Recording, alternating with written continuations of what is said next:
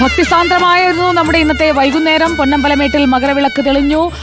മകരവിളക്ക് ദർശിച്ച് ഭക്തർ മലയിറങ്ങുന്ന വേളയാണ്. പ്രവീൺ പുരുഷോത്തമൻ, സന്നിധാനത്തെവിടെയും അയ്യപ്പന്മാരുടെ ശരണമന്ത്രങ്ങളാൽ മുഖരിതമായിരുന്ന നിമിഷങ്ങളിലൂടെയാണ് നമ്മൾ കടന്നുപോയത്. ഇനിയിപ്പോൾ മലയിറക്കത്തിനുള്ള സമയമാണ്. തിക്കും തിരക്കും കൂട്ടരുത്, എല്ലാ ക്രമീകരണങ്ങളുമുണ്ട്, ബസ്സുകൾ പ്രത്യേകം തയ്യാറാക്കിയിട്ടുണ്ട്. അങ്ങനെ അറിയിപ്പുകൾ ധാരാളമുണ്ട്. ഈ മലയിറങ്ങുമ്പോഴുണ്ടാകുന്ന ഒരു അനിയന്ത്രിതമായ തിരക്ക് ഒഴിവാക്കാൻ ഈ ക്രമീകരണങ്ങളൊക്കെ ഫലവത്താകുന്നുണ്ടോ പ്രവീൺ?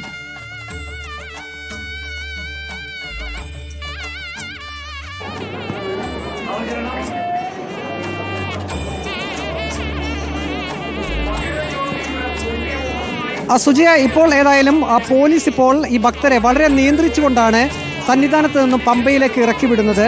കാരണം ദേവസ്വം ബോർഡിൻ്റെ ഒരു പ്രാഥമിക കണക്ക് പ്രകാരം ഏകദേശം 2 ലക്ഷത്തോളം തീർത്ഥാടകർ ഈ പരിസര പ്രദേശങ്ങളിലും സന്നിധാനത്തുമൊക്കെ ഈ മകരജ്യോതി ദർശനത്തിനായി എത്തിയിരുന്നു. അതുകൊണ്ട് തന്നെ ഇത്രയും ആളുകൾ ഒരുമിച്ച് സന്നിധാനത്തിൽ നിന്നും പമ്പയിലേക്ക് ഇറങ്ങിപ്പോകുക എന്നത് വളരെ റിസ്ക്കുള്ളൊരു കാര്യം തന്നെയാണ്. അതുകൊണ്ട് തന്നെ പല പോയിന്റുകളിലായി പോലീസുകാർ നിന്നുകൊണ്ട് തന്നെ വളരെ സാവധാനം തന്നെ പല ഘട്ടങ്ങളായിട്ടാണ് തീർത്ഥാടകരെ ഇറക്കി വിടുന്നത്.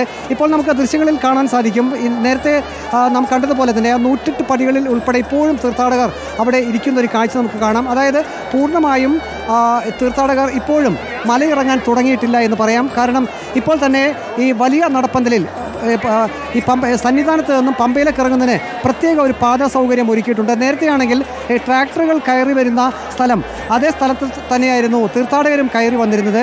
ഇപ്പോൾ ആ ട്രാക്ടറിന് വേണ്ടി മാത്രമായിട്ടൊരു പ്രത്യേക പാത മാറ്റിയിട്ടുണ്ട്. ഒപ്പം തന്നെ തീർത്ഥാടകർക്ക് ഈ സന്നിധാനത്ത് നിന്നും പമ്പയിലേക്ക് ഇറങ്ങി പോകുന്നതിനുള്ള പ്രത്യേക ഒരു പാത തന്നെയുണ്ട്. അപ്പോൾ പൂർണ്ണമായും ആ പാതയിൽ കൂടി തന്നെയാണ് പോലീസിൻ്റെ നിയന്ത്രണത്തിൽ ഈ തീർത്ഥാടകരെല്ലാം മകരജ്യോതി ദർശനത്തിന് ശേഷം ഇറക്കി വിടുന്നത്.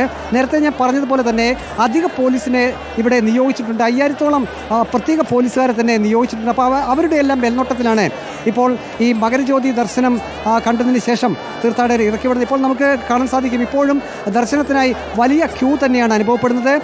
നേരത്തെ പറഞ്ഞതുപോലെ തന്നെ അടുത്ത 3 ദിവസങ്ങളിലും ഈ തിരുവാഭരണം ദർശിക്കാനുള്ള അവസരം തീർത്ഥാടകർക്കുണ്ട്.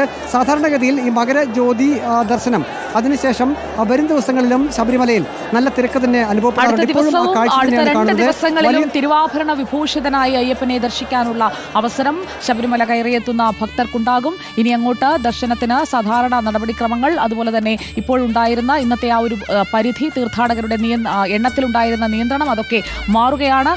വളരെ സുഗമമായി തന്നെ ഇന്ന് എല്ലാവർക്കും എല്ലാ വ്യൂ പോയിന്റുകളിൽ നിന്നും പൊന്നമ്പലമേട്ടിലെ ദർശനം സാധ്യമായി. അതിൽ ഞങ്ങളെ കൊണ്ടാകും വിധം നമ്മുടെ വീഡിയോ ജേർണലിസ്റ്റുകളും ആ ദൃശ്യങ്ങളെല്ലാം പ്രേക്ഷകരിലേക്ക് എത്തിച്ചു. വലിയ തിക്കിനും തിരക്കിനുമിടയിലാണ് പണിയെടുത്തത് ഞങ്ങളുടെ വാർത്താ സംഘം. നമ്മൾ പൊന്നമ്പലമേട്ടിന്റെ ഒരു AR VR XR ദൃശ്യാവിഷ്കാരത്തിൽ നിന്നായിരുന്നു ഇന്നത്തെ നമ്മുടെ വൈകുന്നേരത്തെ വാർത്താ പരിപാടിയും നമ്മൾ പ്രേക്ഷകരിലേക്ക് എത്തിച്ചത്. ഇത് തയ്യാറാക്കിയത് അജി പുഷ്കറും സംഘവുമാണ്.